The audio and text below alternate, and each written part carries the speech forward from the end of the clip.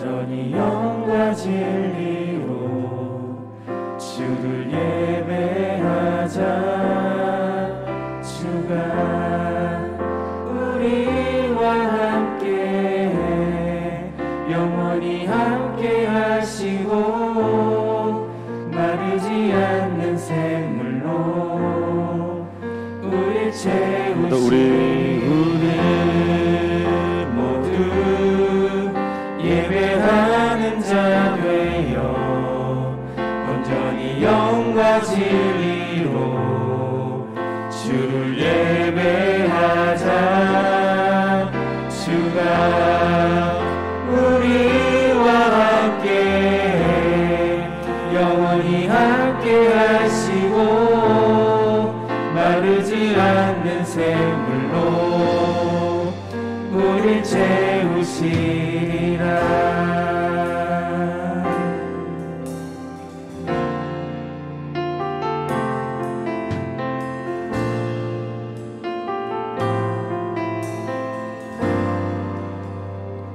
한 번 더 우리 모두 예배하는 자 되어 온전히 영과 진리로 주를 예배하자. 주가 우리와 함께 영원히 함께 하시고 마르지 않는 샘물로 우릴 채우시리. 모두 예배하는 자 되어 온전히 영과 진리로 주를 예배하자. 주가 우리와 함께 영원히 함께 하시고 마르지 않는 샘물로 우릴 채우시리라. 우리 모두 예배하는 자 되어 온전히 영과 진리로 주를 예배하자. 주가 우리와 함께 영원히 함께 하시고 마르지 않는 샘물로 우리 채우시리라. 모두 예배하는 자 되어 온전히 영과 진리로 주를 예배하자. 주가 우리와 함께 영원히 함께 하시고 마르지 않는 샘물로 우리 채우시리. 모두 예배하는 자 되어 온전히 영과 진리로 주를 예배하자. 주가 우리와 함께 영원히 함께 하시고 마르지 않는 샘물로 우리 채우시리라. 모두 예배하는 자 되어 온전히 영과 진리로 주를 예배하자. 주가 우리와 함께 영원히 함께 하시고 마르지 않는 샘물로 우릴 채우시리라. 모두 예배하는 자 되어 온전히 영과 진리로 주를 예배하자. 주가 우리와 함께 영원히 함께 하시고 마르지 않는 샘물로 우리 한 번 더 우리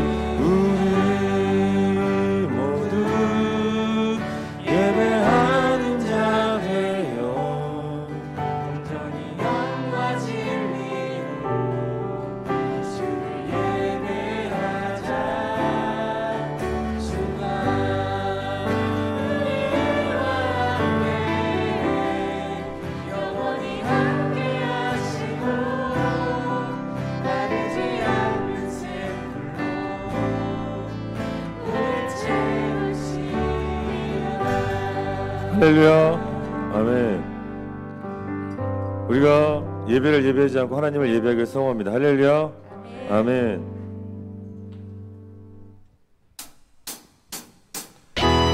다음에 우리 박수하면서 우리의 예배를 이유 되시는 구원자 되시는 예수 그리스도 여호와 하나님을 찬양합시다. 할렐루야.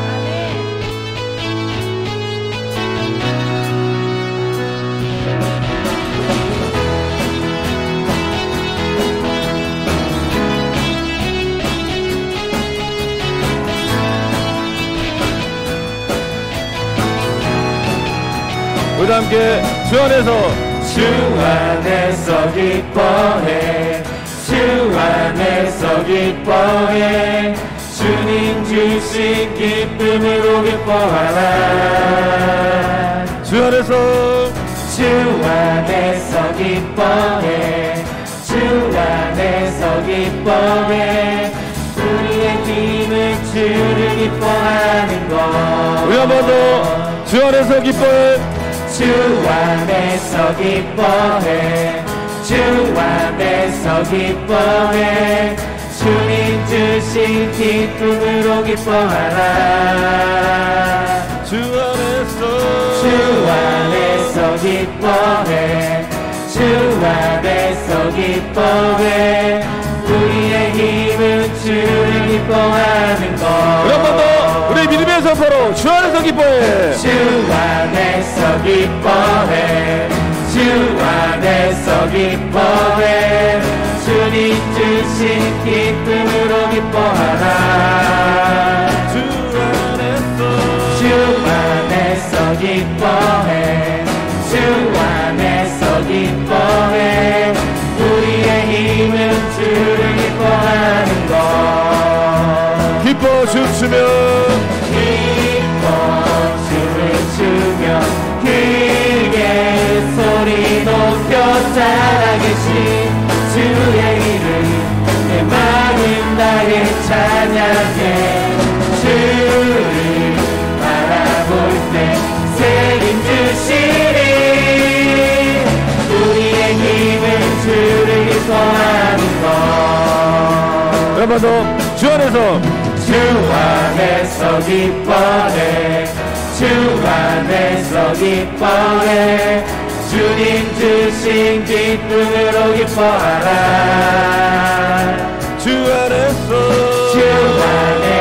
기뻐해 주 안에서 기뻐해 우리의 힘은 주를 기뻐하는 것 아멘이시여 우리 한 번 더 주 안에서 기뻐해 주 안에서 기뻐해 주 안에서 기뻐해 주님 주신 기쁨으로 기뻐하라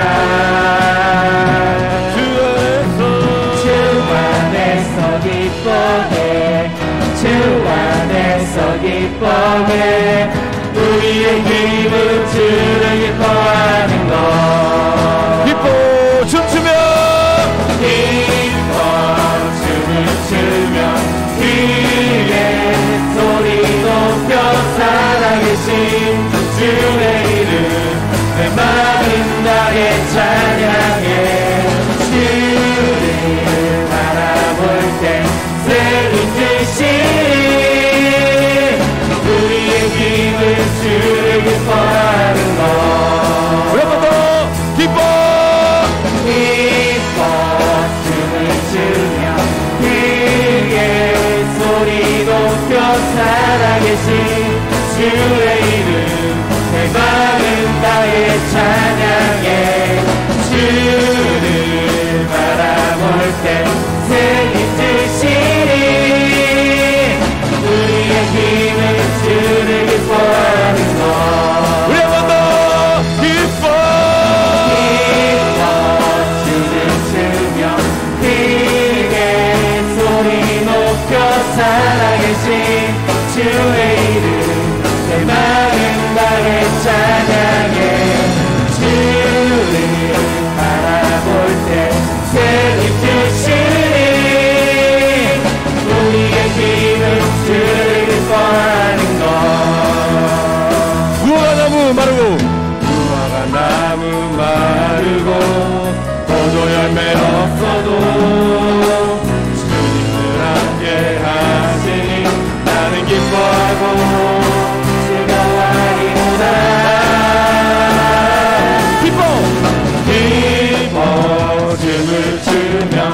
주의 소리 높여 살아계신 주의 이름 내 마음 다해 찬양해. 주를 바라볼 때 새름 주시니 우리의 힘을 주를 기뻐하는 것. 기뻐 주를 주며 힘의 소리 높여 살아계신 주의 이름 내 마음 다해 찬양해. 주를 바라볼 때 새긴 주시니 우리의 힘은 주 기뻐하는 것. 한 번 더 기뻐 주를 주며 힘의 소리 높여 살아계신 주의 이름 내 마음 다해 찬양해. 주를 바라볼 때 새긴 주시니 우리의 힘을 주를 기뻐하는 것. 우리 한 번 더 기뻐 주를 주며 힘의 소리 높여 살아계신 주의 이름 내 마음 다해 찬양해. 주를 바라볼 때 새긴 주시니 우리의 힘을 주를 기뻐하는 것. 아멘. 기뻐하며 승리의 노래. 기뻐하며 승리의 노래 부르리. 그 백성 주가 외모시키시네. 그 사랑으로 억눌렸던 자모한 칭찬과 명성 얻게 하시네. 전심으로 기뻐하라. 전능의 왕 함께 하시네. 기뻐 외치며 기뻐 외치며 주께 두 손 들이 춤을 추며 함께 찬양해. 모든 원수를 멸하신 주님 전능의 왕 함께 하시네. 우리 한 번 더 기뻐하며 승리의 노래 부르기. 기뻐하며 승리의 노래 부르리. 그 백성 주가 외우시키시네. 그 사랑으로 그 사랑으로 억눌렸던 자모한 칭찬과 명성 얻게 하시네. 우리 온몸을 담아요. 전심으로 기뻐하리. 전능의 왕 함께 하시네. 기뻐 외치며 기뻐 외치며 주께 두 손 들이 춤을 추며 함께 찬양해. 모든 원수를 멸하신 주님 전능의 왕 함께 하시네. 전능의 왕 전능의 왕 함께 하시네. 전능의 왕 전능의 왕 함께 하시네. 할렐루야. 전능의 왕 구원의 왕 예수 그리스도. 아멘. 할렐루야.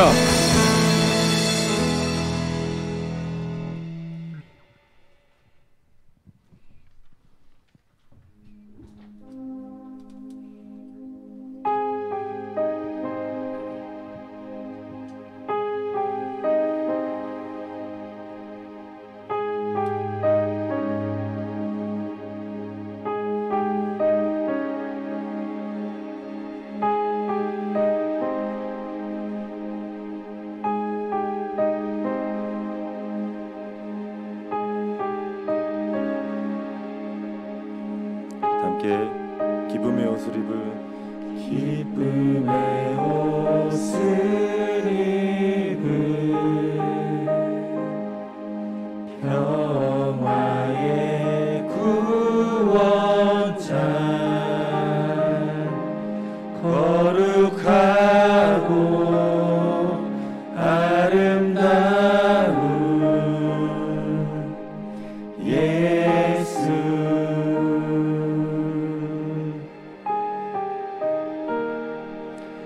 자신을 비우시고 십자가에 달리신 거룩하고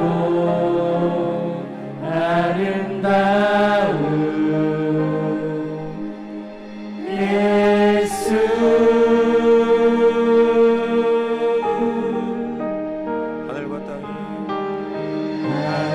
하늘과 땅이 즐거이 부르며 그 말 앞에 모두 나와 엎드려 경배하네. 예수의 이름은 해같이 빛나리 모든 영광 모든 존귀 보좌 위 어린 양께 영원히.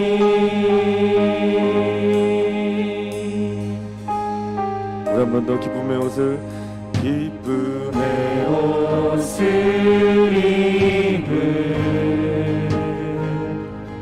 평화의 구원자 거룩하고 아름다운 예수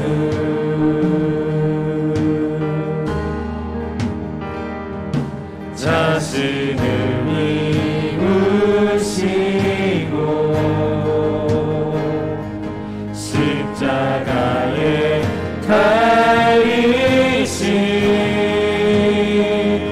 거룩하고 아름다운 예수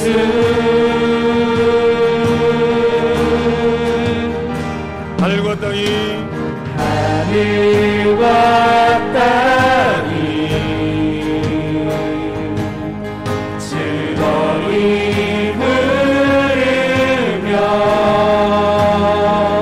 그 발 앞에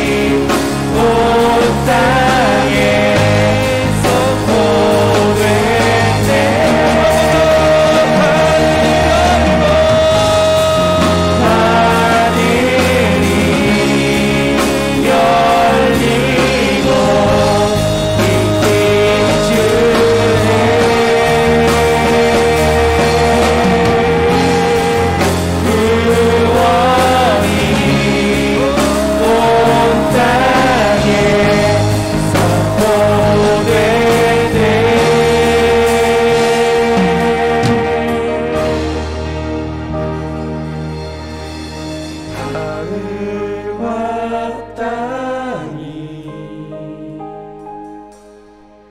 즐거이 부르며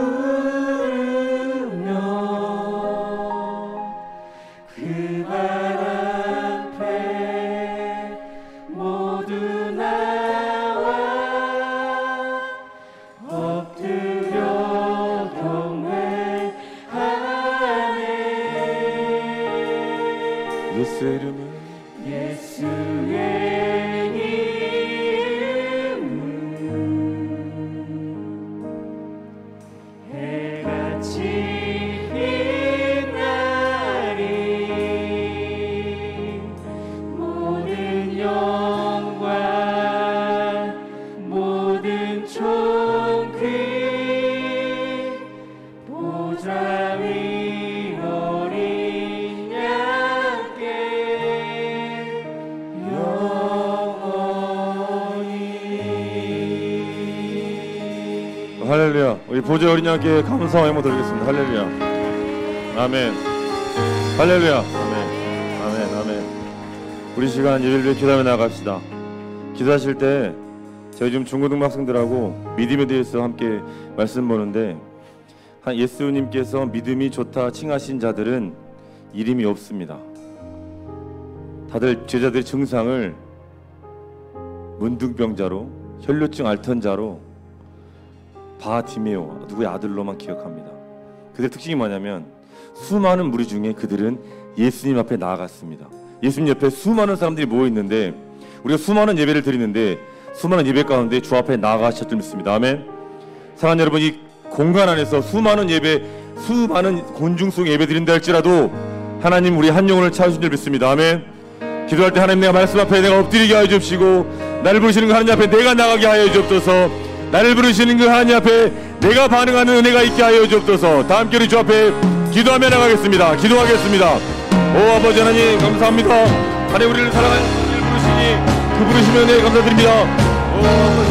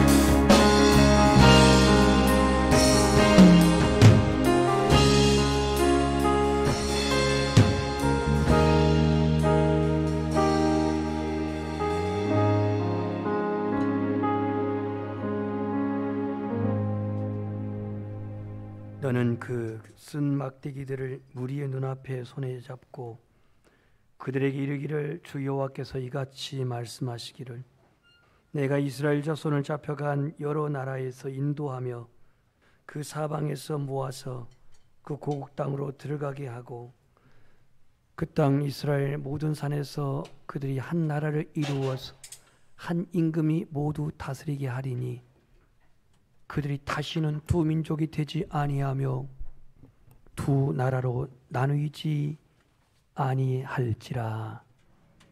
존귀하신 아버지 하나님, 하나님의 긍휼과 하나님의 존귀하신 그 사랑을 힘입어 하나님께 이 시간 예배자로서 주님께 나가게 하시니 감사드립니다. 우리의 죄와 허물 때문에 예수 그리스도는 채찍에 맞으시고 십자가를 지었고, 우리를 또 의롭다 하시기 위해서 주님은 사망의 권세를 깨치시고 부활하셔서 우리의 영원한 구주가 되신 주님을 고백합니다. 오늘 이 예배를 통해서 하나님, 이 땅을 향한 주님의 말씀에 귀를 기울이며 이 민족을 향한 주님의 비전을 우리의 심령이 말씀 가운데서 발견케 하시오. 이 시대 말에 우리 한반도가, 우리 민족이 나아가야 할 그 길을 주님 예배 가운데 말씀하시고 또 우리가 그 귀한 사명을 감당할 수 있는 자로서 은혜를 부어 주시옵소서. 예수 그리스도 이름으로 기도드립니다. 아멘. 1장 찬송을 하겠습니다.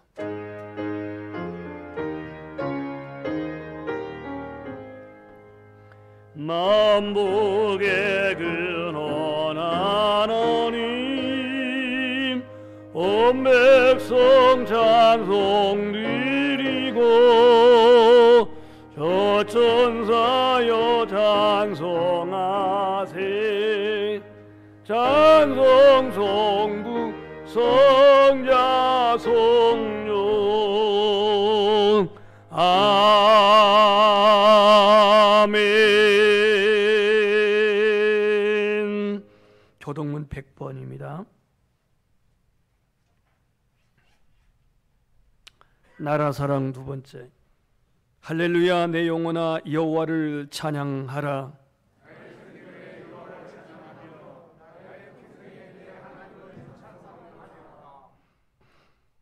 귀인들을 의지하지 말며 도울 힘이 없는 인생도 의지하지 말지니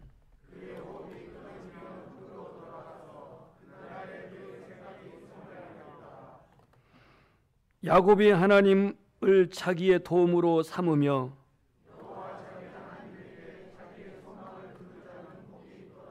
여호와는 천지와 바다와 그 중에 만물을 지으시며 영원히 진실함을 지키시며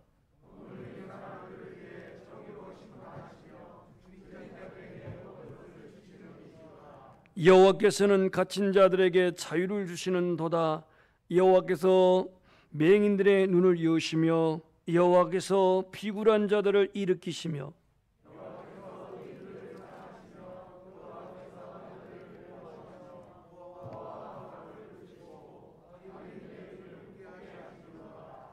아멘. 나는 전능하신 아버지 하나님 천지의 창조주를 믿습니다. 나는 그의 유일하신 아들 우리 주 예수 그리스도를 믿습니다.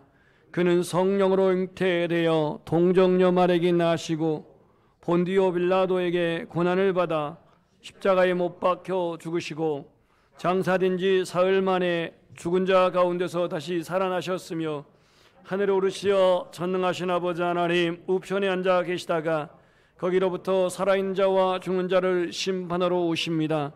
나는 성령을 믿으며 거룩한 공교회와 성도의 교제와 죄를 용서받는 것과 몸의 부활과 영생을 믿습니다. 아멘. 우리 하늘에 계신 주기도문 찬송을 부르시고 오늘 예배를 위해서 오홍수 장로님 기도하시겠습니다.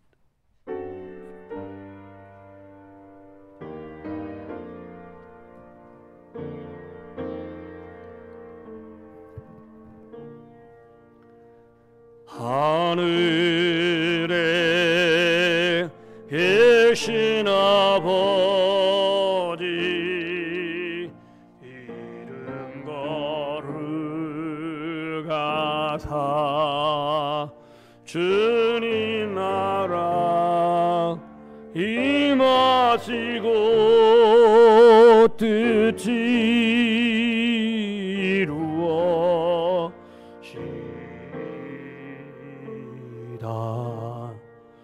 일용할 양식 주시고 우리들의 근죄 다 용서하옵시고 시험에 들게 마시고 악에서 구원하소서. 에게 주의 나라 주의 권세 주의 영광 영원히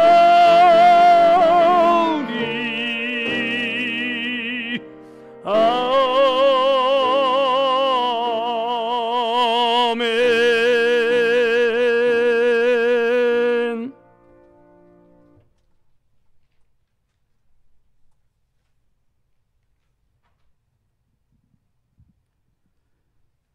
저희와 늘 함께 하시는 사랑과 은혜의 하나님, 주님의 크신 사랑과 그 은혜를 인하여 한 주간 동안 살아왔음을 고백드리며 먼저 감사드리길 원합니다. 이 시간 주님 앞에 나올 수 있는 축복을 허락해 주시니 감사드립니다.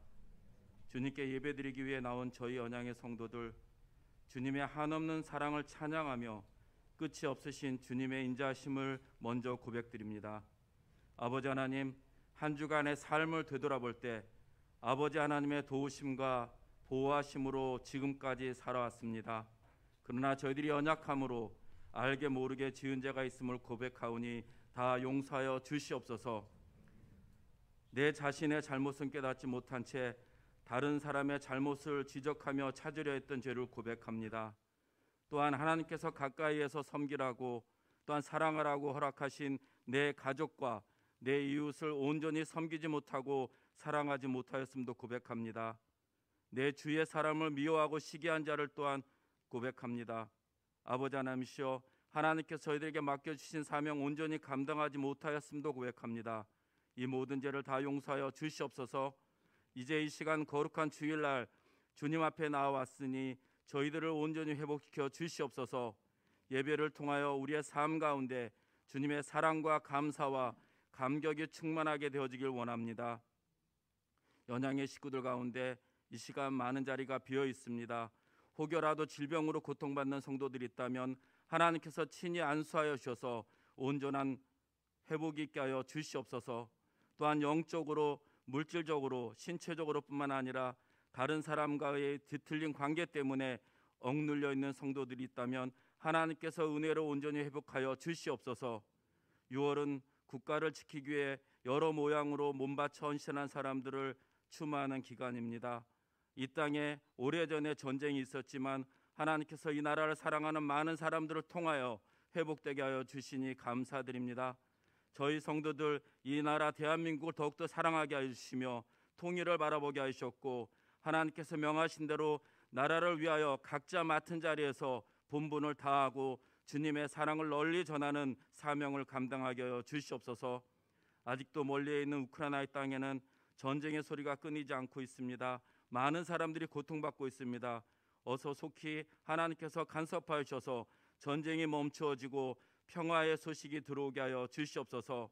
저희 대한민국도 새로운 대통령이 하나님을 두려워하며 백성을 사랑하고 존대히 여기는 정책과 정치를 할 수 있도록 인도하여 주시옵소서. 이 땅의 교회들이 온전히 하나님만을 바라보고 하나님께서 기뻐하시는 교회가 되게 하여 주시옵소서. 이제 한 해의 절반이 끝나가는 시점이 다가왔습니다. 그동안 하나님께서 함께 하신 사랑에 감사드리며 나머지 2022년 절반도 주님의 은혜로 승리하며 나아가게 하여 주시옵소서. 아버지 하나님이시여, 온전히 예배를 위해서 하나님께서 세우신 윤세광 목사님 단위에서 하나님의 말씀을 대언하실 때 성령님의 감동으로 우리 연행의 성도들 모두 아멘으로 화답하며 새 힘을 얻을 수 있도록 인도하여 주시옵소서.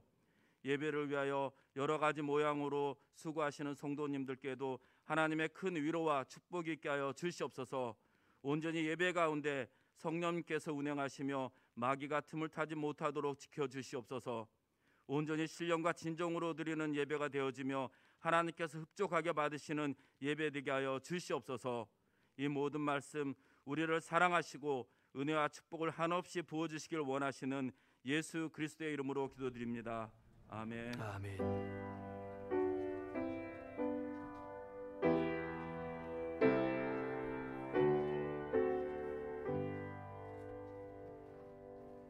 오늘 하나님 말씀은 창세기 45장 1절에서 8절 말씀입니다. 창세기 45장 1절에서 8절 말씀입니다. 구약성경 72페이지 되겠습니다.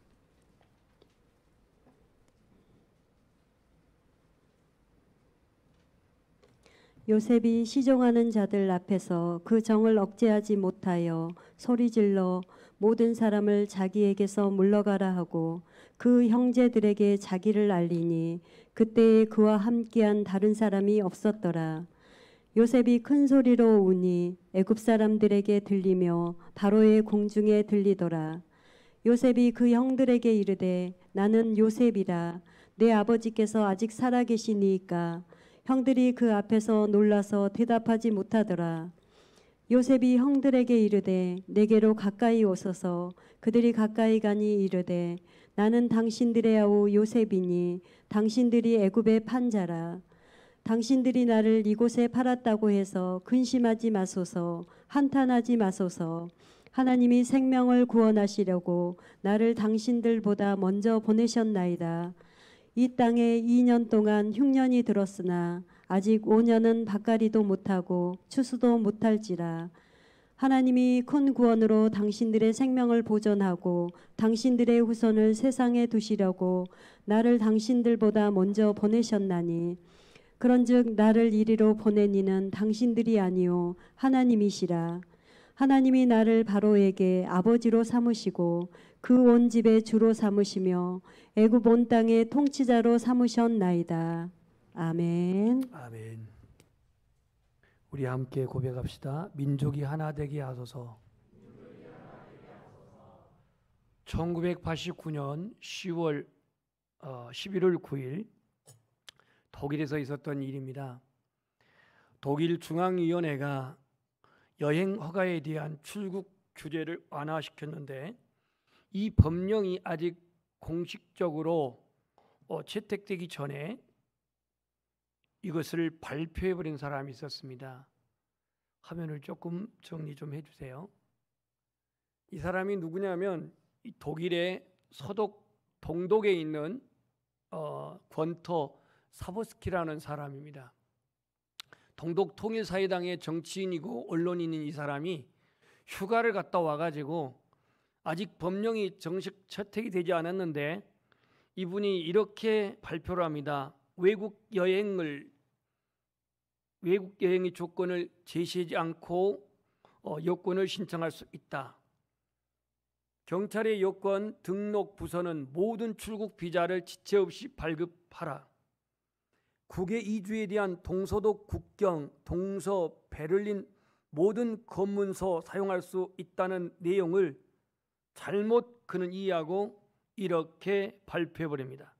동서독 국민은 베를린 장벽을 포함하여 모든 국경 출입소에서 출국이 인정된다.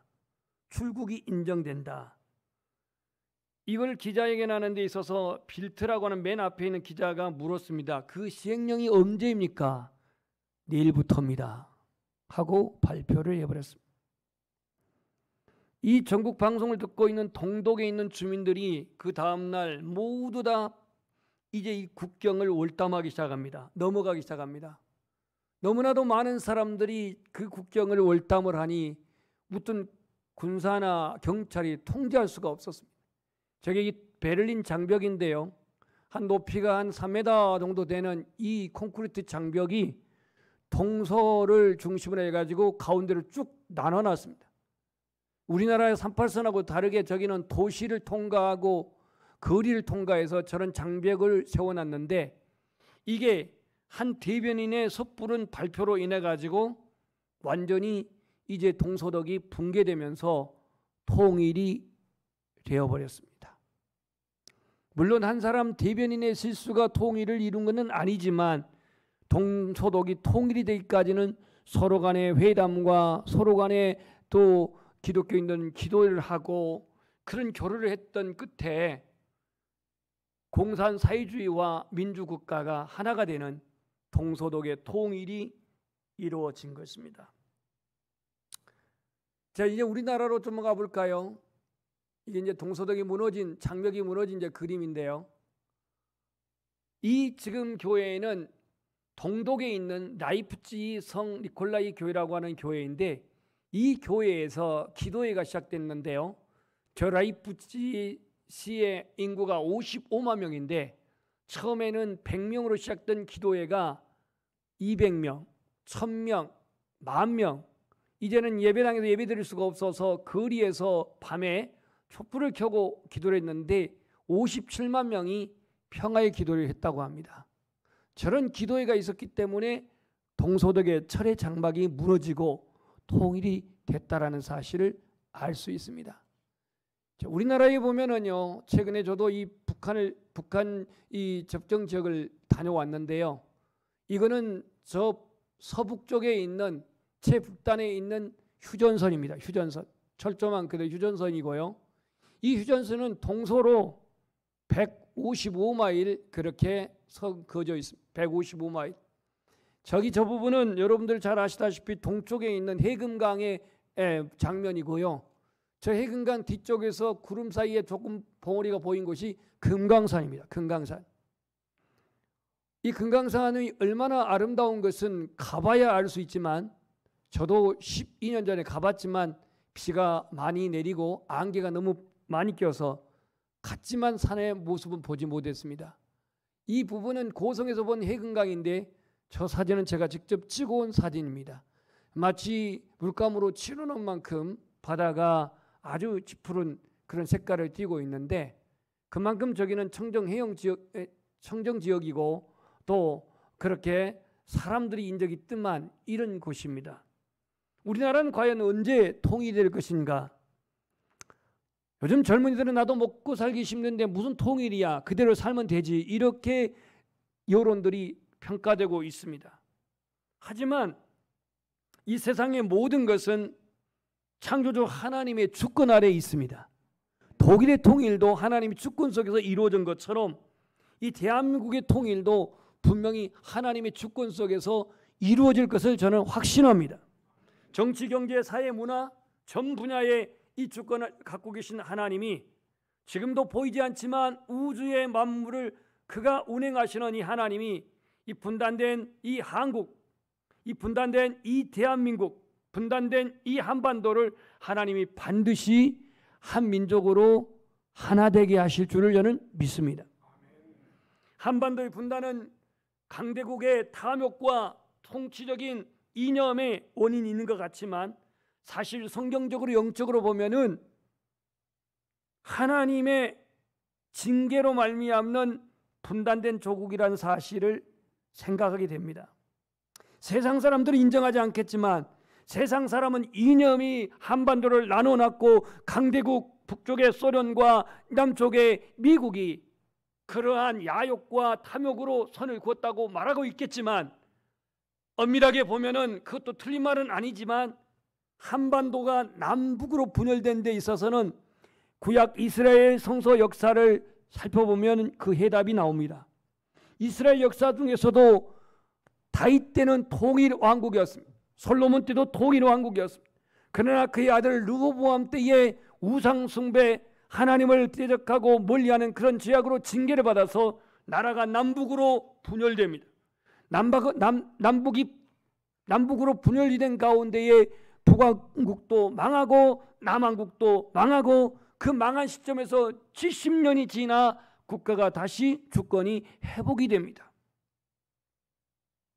최초의 선교자가 북한 대동강에서 있었습니다. 최초의 신학교가 평양신학교입니다. 최초의 교회가 황해도 소래교회입니다. 지금부터 무조건 최초라고 붙이면 됩니다. 최초의 성경 번역이 신우주에서 있었습니다. 최초의 7인 한국인 목회자가 평양신학교 출신입니다. 최초의 붕운동이 일어난 곳이 바로 평양 장대현 교회입니다. 이런 하나님의 놀라운 은혜와 축복을 받았던 북한이 그 하나님의 은혜를 저버리고 그 축복을 간직하지 못하고 1938년 신사참배를 산정형교회에서 가결합니다. 뿐만 아니라 김일성이 북한의 정권을 세운 데 있어서 어용 기독교인들을 이용해 가지고 자기의 세력을 확장해 가지고 북한의 정권을 세우는 데에 어용, 짝퉁 그리스도인들을 앞세웠던 것을 알 수가 있습니다. 그리고 정권을 세운 다음에 모든 그리스도인들을 다 숙청해 버립니다. 이때 동조하지 않았던, 북한의 공산 세력에 동조하지 않았던 조만식 목사님이라든가 또 김익도 목사님 같은 분은 다 순교를 당했습니다. 한마디로 말하면 한반도의 남북의 이러한 분단은 우리가 신앙적으로 영적으로 볼 때는 하나님의 은혜를 그렇게 많이 받았고 하나님의 축복을 그렇게 많이 받았던 이 북한에서의 신사참배가 가결이 되어지고, 그러면서 이 북한의 복음의 그 축복은 다 완전히 상실된 채 공산주의화가 되어버렸던 것이 북한이라면, 남쪽은 눈부신 발전과 경제 성장으로 인해서 지금도 세계 열방에 선교사를 파송하는 복음 국가가 된 것입니다. 이제 분단된 이 한반도에 1953년 7월 23일의 그 당시에 종전은 아니지만 휴전, 그 휴전의 기점이라고 한다면 이제 내년 7월 23일이 70년 되는 해입니다. 이런 점에서 이스라엘 백성들에게 징계 기간이 70년 지나서 나라가 회복되었던 것처럼 이 땅에도 하나님의 징계의 기간이 분명히 끝날 때 분명한 한반도의 회복도 이루어질 줄 저는 믿습니다. 하나님의 뜻은 둘이 아닙니다. 하나님의 뜻은 헤어짐이 아닙니다. 하나님의 뜻은 나눠짐이 아닙니다. 하나가 되는 겁니다. 이스라엘 지파의 12지파가 통일왕국이었지만 르호보암 때에 12지파가 2지파와 10지파로 나눠져 버렸습니다. 예수님은 십자가의 죽으심으로 말미암아 하나님과 인간이 하나 되게 하셨고, 어린 양 그리스도의 피가 성소와 지성소를 하나 되게 하시는 그러한 놀라운 역사를 이루었습니다. 나라와 나라, 사람과 사람, 사람과 자연, 이 모든 것이 하나 되어지는 것이 하나님의 뜻입니다. 따라서 오늘날 사상과 문화가 복음으로 하나가 되고, 나라와 나라가 복음으로 하나가 되고, 만물이 그리스도의 사랑으로 통일이 되어지고, 여전히 남북은 감정적, 정치적, 이념적 이런 다름 속에서 대치 형국입니다. 북한은 여전히 미사일을 쏘아대면서 무력 시위를 합니다. 이것은 꼭 전쟁으로 남한을 먹겠다라고 하는 그러한 의도보다도 불완전한 내부 결속 차원에서 미사일을 계속 쏘는 것을 알 수가 있고, 대한민국은 보수 정부의 그러한 정권으로 말미암아 미국과 동맹을 결속하고 있습니다. 이런 상황에서 우리 그리스도인들은 어떻게 남북 관계를 이해하고 또 어떻게 통일의 시대를 준비할 것인가? 오늘 창세기 45장 1절에서 8절에서 그 해답을 찾아보겠습니다. 첫 번째, 오늘 본문에서 요셉과 형제들의 화해하는 장면이 나옵니다. 요셉이 시종하는 자들 앞에서 그 정을 억제하지 못하여 소리질러 모든 사람들을 자기에게서 물러가게 하고, 이집트 사람들입니다. 그 형제들에게 자기를 알리니 그때에 그와 함께한 다른 사람이 없었더라. 자, 여기에 지금 총리의 관저에 요셉이 총리의 자리에 있고 나머지 야곱의 아들 몇 명이 여기 있을까요? 몇 명이요? 11명이 있죠. 우리는 1차 방문 때에 벌모로 잡힌 사람이 있었죠. 누구예요? 시므온이에요. 시므온. 이 시므온 이놈이 별로 이게 안 좋아, 질이. 그래서 시므온이 잡혀가지고 2차 상봉할 때까지 그가 벌모로 잡혀 있었어요. 2차 상봉할 때에 자기의 친동생인 베냐민을 데려왔어요? 안 데려왔어요? 데려왔습니다. 그러니까 드디어 12형제가 지금 총리 관저에서 만난 거예요. 만난 건데 여기서 왜 울었을까요? 반가워서? 기뻐서? 즐거워서? 뭐 다 이유가 있겠지만 여기서 운 이유는요, 자기 그 형제들이 예전의 형제들이 아니었어요. 물론 가난이, 고난이, 또 저 가나안 땅의 흉년이 이러한 그 변화도 이루었다고 볼 수 있겠습니다만은, 베냐민을 데려오기 전에 나를 만날 생각도 말라고 했을 때에 그 아버지 야곱을 설득했던 사람이 유다입니다. 유다. 그리고 또 이 베냐민이 요셉이 시험해가지고 자기가 사용하는 은잔을 그 자루 속에 숨겨가지고 잡혔을 때에 그 베냐민을 종으로 삼겠다고 그렇게 벌모를 잡고 나머지는 석방시키는데 형제들이 모두 안 갑니다. 유다라고 하는 자가 차라리 나를 종으로 삼아달라고, 차라리 내가 내 동생을 해서 종이 되겠다고 하면서 이 베냐민을 보내지 않으면 우리 아버지, 저 가나안 땅에 있는 우리 아버지가 제명대로 못 살고 계속 세상 떠나서 슬피 음부로 내려갈 테니 반드시 베냐민을 돌려보내야 한다고, 이렇게 요셉 총리에게 자기 동생인지도 모르고 그렇게 비장한 각오로 설득했던 사람이 유다였습니다. 이러한 모든 장면을 정황을 다 확인한 오늘 요셉이 웁니다. 그 앞에서 웁니다. 그랬더니 이 울음소리가 2절에 보니 궁중에 다 들렸다 그랬어요. 다 들렸어요. 얼마나 크게 울었는지. 자, 이제 4절을 읽어봅시다. 4절 시작.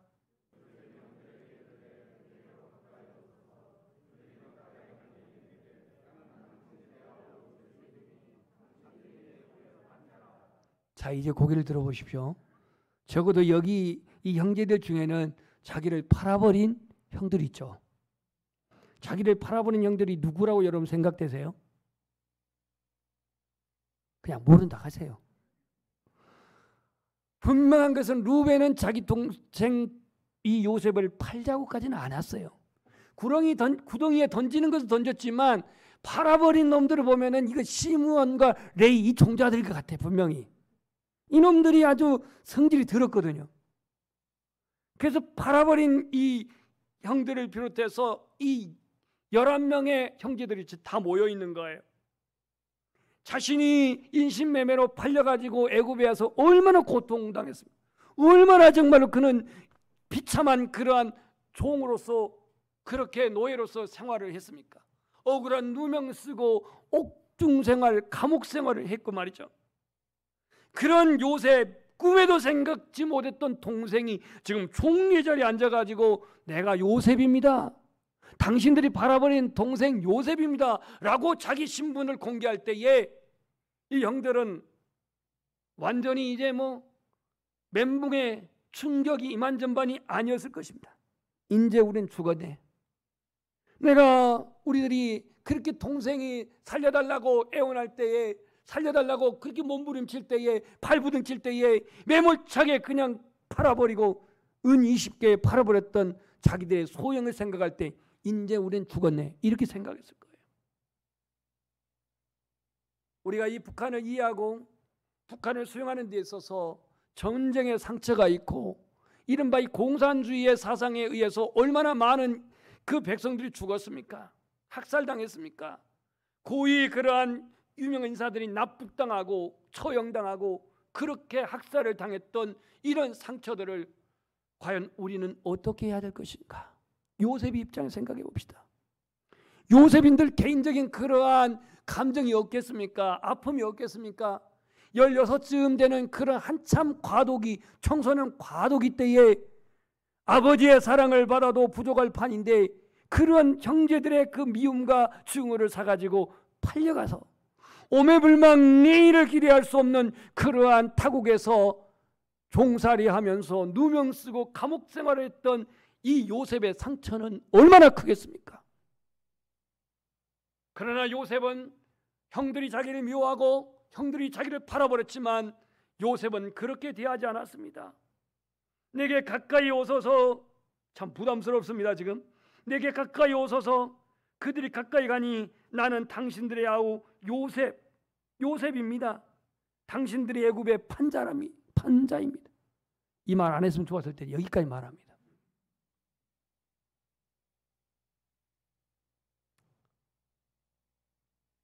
오늘 70년 동안 한반도가 휴전 이후로 분리된 가운데에 불신의 장벽은 많이 쌓여 있습니다. 전쟁의 상처가 그렇기도 했겠지만 우리는 계속 반공 세대가 돼가지고 괴뢰군, 빨갱이, 원수 이렇게 우리는 불렀고 저쪽에서는 남괴뢰도당, 역정무리, 서울불바다, 친미제국주의 이런 말로 서로 맞대응을 했습니다.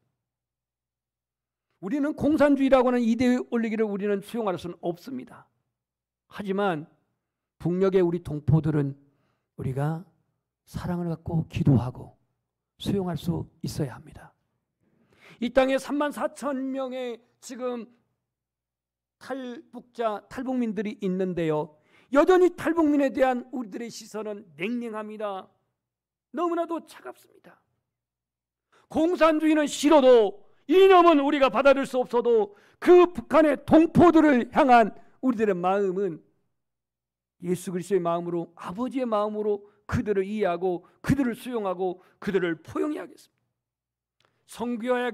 성교학의 가능성의 형제의식이라고 하는 그러한 용어가 있는데요. 가능성의 형제의식, potential brotherhood. 이거는 무슨 뜻이냐면 내가 하나님의 거룩한 형상대로 지음을 받은 것처럼 그들도 하나님 형상대로 지음을 받은 동일한 인간으로 대하라는 거예요.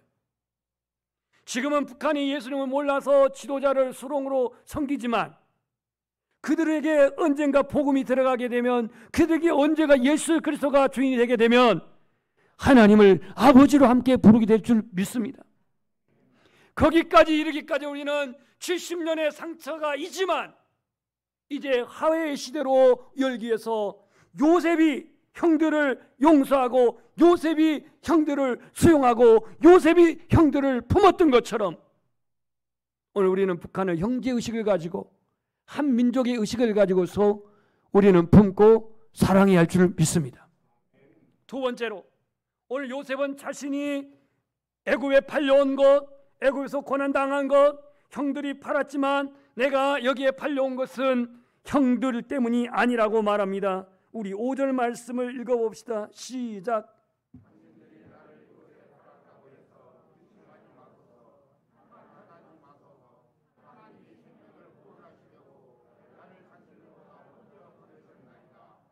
하나님이 생명을 구원하시려고 나를 당신들보다 먼저 보내셨나이다.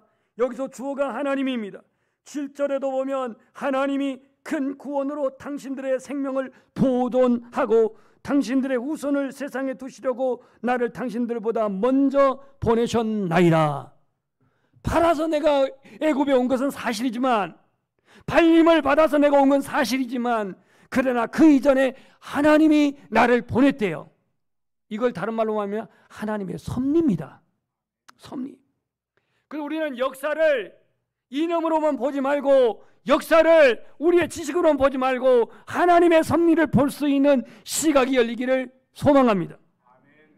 무슨 얘기냐면, 요셉은 자신이 지금 애굽에서 수많은 고생을 당하고 고통을 당했지만, 당신들이 팔아서 내가 애굽에 온 것도 사실이지만, 그러나 그 먼저 하나님이 나를 보냈습니다. 왜? 우리 가정 구원하려고, 왜? 당신들의 생명을 보존케 하려고, 이 7년이라고 하는 어마어마한 흉년 속에 갇혀버린 이 민족을, 히브리 민족을, 우리의 가정을 구원하려고 하나님이 먼저 보냈다라고 이렇게 말합니다. 오늘 우리에게 전쟁의 상처가 있고 지난날의 남북 간의 그런 대치 상태에서 여러 가지 그런 상처가 있지만, 화해와 용서를 바란다면 하나님의 섭리를 이해합니다. 요셉은 지난날의 상처에 매몰되지 아니하고 그 과정 속에 하나님의 섭리를 그는 보았던 것이죠. 1993년 제가 개척할 때에도 밤 잠 못 이루게 하는 어느 목사님이 계셨습니다. 목사 한 수를 벌모로 잡고 저를 불러서 저희 교회와 관계없는 본인 교회에 신방하는데 저를 불렀고, 어느 병원 가는데 운전해다고 불렀고, 그렇게 불렀던 저는 내가 지금 여기 개척을 하지 당신의 지금 무슨 부목사 하러 온 것은 아닌데 마음이 너무너무 아파서 잠을 못 이뤘습니다. 하지만 저는 그 상처로 제가 자신에게 묶이지 아니하고 하나님의 연단으로 보고 저는 기도하고 또 인내하고, 그리고 하나님의 계획 속에 있음을 그렇게 신뢰했습니다. 결국 1년 지나니까 하나님은 저 연단이 끝났는지 저를 힘들게 했던 목사님은 사임을 하고 미국으로 가셨어요. 미국으로.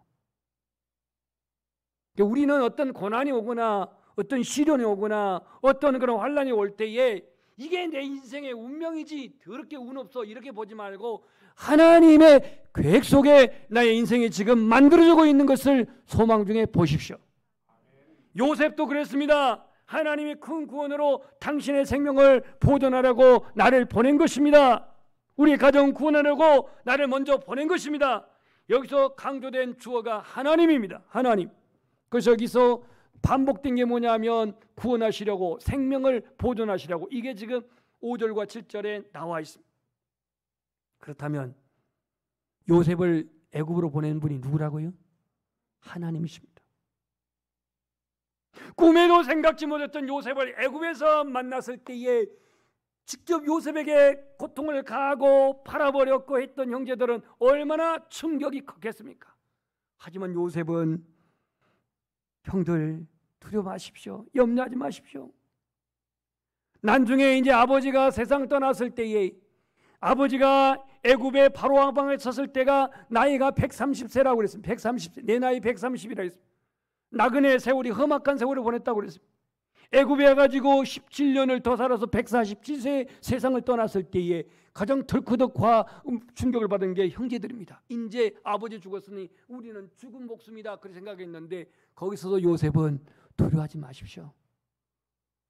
내가 여러분들을 위해서 하나님이 이 자리에 세우사오니 여러분들을 봉양하겠습니다. 이렇게 위로합니다. 유달리 고난을 많이 당했던 우리 대한민국, 우리 민족, 마침내 미움과 증오를 우리는 극복하고 화해를 이룬다면 이 한반도는 하나님께서 이 마지막 시대에 세계의 선교를 위해서 쓰는 그러한 민족이 될 줄을 믿습니다. 그동안 역사를 하나님의 섭리로 이해하고 우리는 포용력 있게 이렇게 우리는 수용할 수 있어야 하겠습니다. 세 번째로 오늘 요셉은 자기의 돌아온 형제들, 그 형제들에게 오늘 그는 거주지를 줍니다. 그게 바로 고센 땅입니다. 오늘 본문 말씀에서 조금 지나가 가지고 10절 말씀을 읽어봅시다. 10절 시작.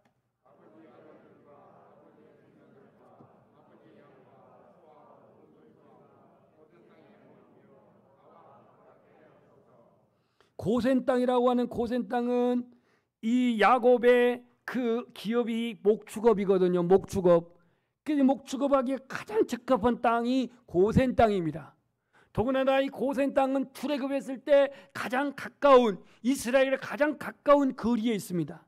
그러니까 모든 것을 다 염두하고 오늘 요셉은 자기 가족들이 목축업이니까 여기에 가장 적합한 땅 고센 땅을 주고 나중에 출애굽했을 때 가장 가까운 그 적경지역인 고센 땅을 허락한 거예요.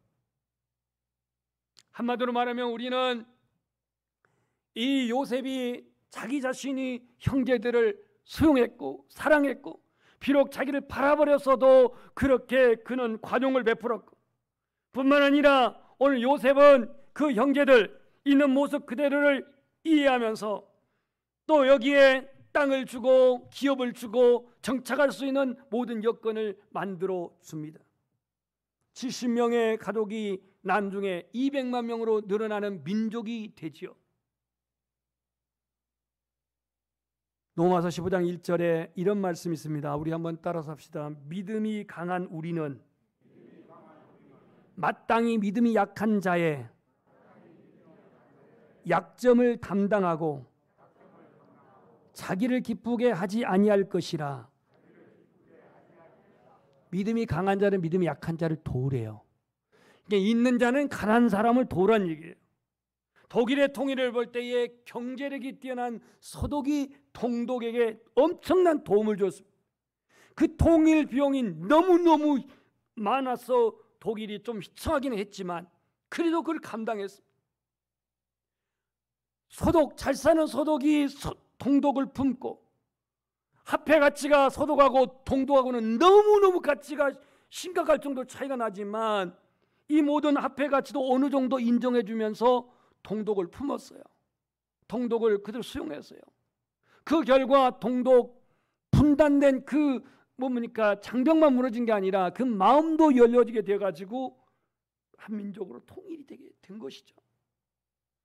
여기 있어서는 서독과 동독의 교회들이 큰 역할을 감당했습니다. 아까 그림을 봤던 라이프치히의 성 니콜라이 교회에서 기도회가 그 결정을 이루면서 독일의 통일의 문을 열게 된 거죠. 이 통일 평화 기도회에 인도했던 크리스토프 보네베르라고 하는 목사님이 우리나라에 방문했었습니다. 그가 이렇게 말합니다. 우리는 기도하면서 하나님의 뜻이 무엇인지를 구했습니다. 그렇게 하나님의 뜻을 찾던 중 촛불을 밝히고 평화 기도회가 시작되었습니다. 오늘의 한국교회 역시 실천적인 삶을 사는 것이 중요합니다. 기독교적 삶을 추구하면서 행동해야 한다는 사실만은 분명합니다. 그 행동이 한반도의 복음 통일을 위해서 기도하는 것이라고 그는 말했습니다. 독일의 통일의 문, 한반도의 통일의 문, 그 문을 여시는 분은 하나님이십니다. 한반도의 전쟁, 국지적인 침략, 아직도 상처가 남아있지만, 그래서 빨 색깔 레드 빨만 말하면 막 그냥 무슨 오금을 저릴 정도로, 또 그런 트라우마가 생길 정도로 그런 상처가 있습니다. 언제까지 여기 우리가 갇혀 있습니까? 언제까지 우리가 거기에 매몰되어 있습니까? 요셉은 분명은 자기가 피해자이고, 요셉은 분명 자기가 그 청소년 과대기 때 어마어마한 상처를 받았지만, 그러나 형제를 사랑하는 그 마음, 형제의식이 사라지지 않았던 요셉, 그래서 그는 형제들 있는 그대로 품을 수가 있었습니다. 정치인들은 이념을 이용해 가지고 정치 기반을 다진다지만, 성도는 이념이 아니라 형제의식, 민족의식, 아버지의 마음, 그 마음을 가지고서 우리 자신이 품어야겠습니다. 진정한 하인은 예수 그리스도께서 이 땅에 오셔서 이루셨습니다. 십자가에서의 그 화목제물은 원수된 자 모두를 다 수용할 수 있는, 그들을 다 용서할 수 있는 화해를 이루었던 것입니다. 하나님의 섭리 차원에서 역사를 이해하여 이 분단의 한반도가 하나님의 징계 가운데서 분단됐다고 한 섭리를 깨닫는다면, 이 분단마저도 이 대한민국과 이 한반도를 더 성숙케 하게 하는 하나님의 계획 속에 있음을 믿고, 통일의 문을 여시는 그 하나님, 이 하나님의 역사를 온전히 우리가 신뢰하고 독일처럼 저와 여러분이 기도하기를 주님의 이름으로 축복합니다. 나아가서 있는 사람이 죽어 오늘 요셉이 자기 총리 대신으로서의 총리로서의 특권으로 형제들에게 모든 기반을 다 제공했던 것처럼, 내가 가진 자로서 줄 수 있는 그러한 통일의 때를 대비하여 개인적으로나 가정적으로나 교회적으로도 북한에게 우리의 사랑을 보낼 수 있는 그러한 준비가 우리 모두에게 함께 하시기를 주님의 이름으로 축복합니다. 이 시간에는 교단이 제정한 통일 기도문을 함께 같이 낭독을 하도록 하겠습니다. 띄어 있는 자막을 보시고 천천히 하시기를 바랍니다. 시작. 창조와 역사의 주 하나님 아버지, 우리 민족을 사랑하시어 숱한 고난 속에서도 눈동자와 같이 보호하며 주신 은혜에 감사드립니다. 성교련들이 분단된 조국의 아픔을 함께 느끼고 치유하여 주실 그날을 소망하며 오늘 통일주일로 예배하게 하시니 감사합니다. 지구촌 곳곳에서 전쟁과 갈등, 기후변화로 인한 자연재해와 기근 등으로 신음하고 있으나 우리는 마음을 두지 아니했으며 외면한 듯이 살아왔으니 용서하여 주옵소서. 위압과 여러 가지 핑계를 앞세워 지척에 있는 북녘의 형제들을 살피기를 즐거워하지 아니하였으며 영혼을 귀하게 여기지 아니하였음을 고백하오니 용서하여 주옵소서. 상한 갈대도 꺾지 아니하시고 꺼져가는 등불을 끄지 아니하시는 하나님 아버지, 우리 안에 있는 무관심과 회의의 절망에 어둠을 물리치고 진정한 회개가 일어나게 하옵소서.